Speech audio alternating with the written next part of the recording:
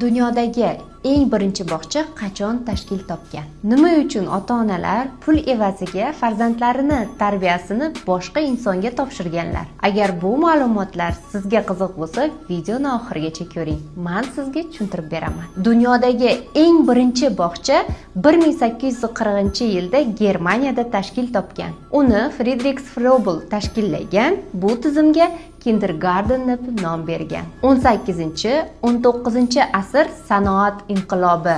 Odamlar qishloqdan shaharga ko'cha boshlagan. Ota-onalar birgalikda kun bo'yi zavod-fabrikalarda ishlashga majbur bo'lganlar. Vaholanki uyda bolaga qaruvchi inson bo'lmagan. Kambag'al oilalarda esa bolalar ko'chada qolib ketar edi. Lekin aksariyat oilalar farzandini kelajagi uchun ularni bog'chaga berishga majbur bo'lganlar. Chunki bog'cha orqali nutq, intizom, ijtimoiylashuv va boshlang'ich bilim beriladi. Asosiy maqsad jamiyat uchun foydali avlod yetishtirish edi. Mana salkam 200 yildirki, bog'chani jamiyatdagi o'rni yuqorilashib bormoqda. Siz nima deb o'ylaysiz? Jamiyatimiz uchun hozirgi kunda bolalar bog'chasi qanchalar zarur? Fikringizni izohlarda yozib, shu kabi ma'lumotlar uchun meni sahifamga obuna bo'lishni unutmang.